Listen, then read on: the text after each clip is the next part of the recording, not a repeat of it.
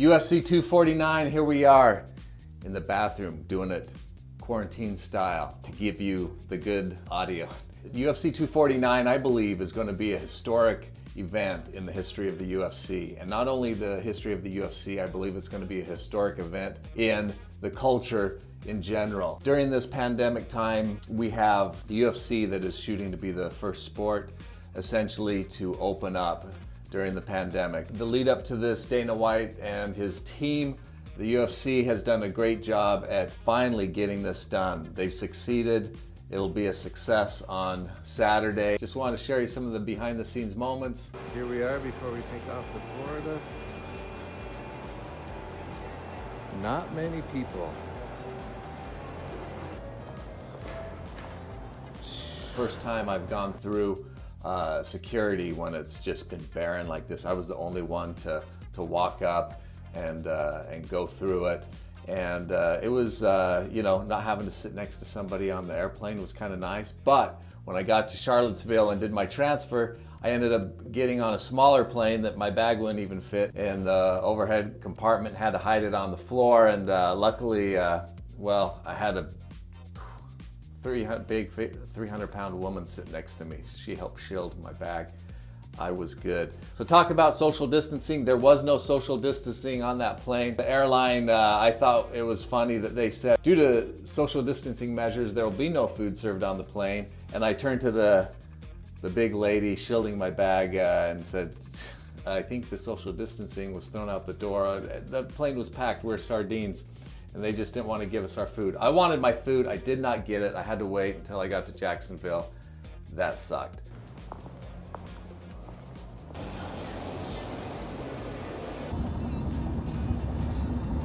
How's it changed? How's it affected your business? Very badly. I did have a regular paying job where I worked out at a port here. And once it started to slow down back in March, I was off at, say, the second week in last week of March, I got laid off because of it. And it's hurt the house pretty bad. For a month, I couldn't even do this because I tried it. They weren't allowing Uber rides? Oh, they were allowing, but it was so small that it's like, why bother to go out? Because I went out for a week. I made $100. I was like, that's just enough to cover gas.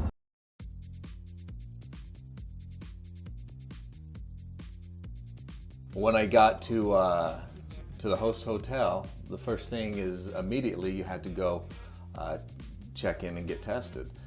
They did the temperature check, they did a medical screening, and then they sent me to a shielded off room area where I had to wait to get my the COVID nasal swabbing test. All right, we're about to do the swab, the nasal swab that will test. That is going in, people. Okay, I'm ready. I'm gonna have you lift your head up, in your nose, close your eyes, keep your eyes closed.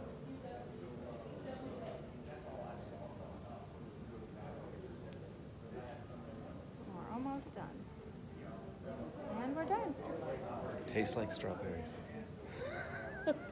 Just did the nasal swab, so now I'm waiting for the results on the blood test. We'll test for the antibodies. And the one from the nasal swab that'll tell whether you have COVID or not. That's a really reliable test. That they won't get the results for that for 24 hours plus. And a blood test. So did the blood test. So this is your antibody test. It has a control line showing that it's a valid test. There are no additional lines indicating an acute or primary infection or a secondary or previous infection. Okay, so which means no antibodies. No antibodies.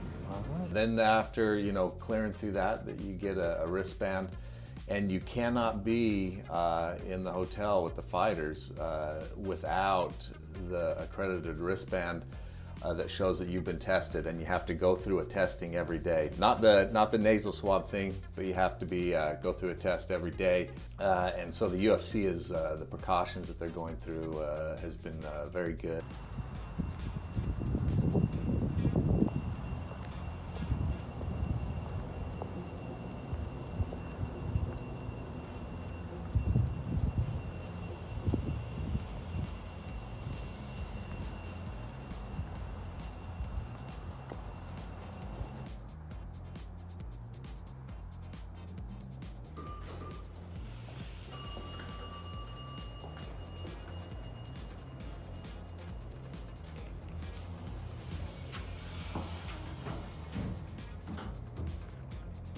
meal, and it's the quarantine life. Got my bread, got my peanut butter. I just gotta use the utensils that I got, which aren't any. Spread that peanut butter on the bread. And if you're a true peanut butter eater, you always do both sides. So you get both sides of that bread, smack that on. You got the dough.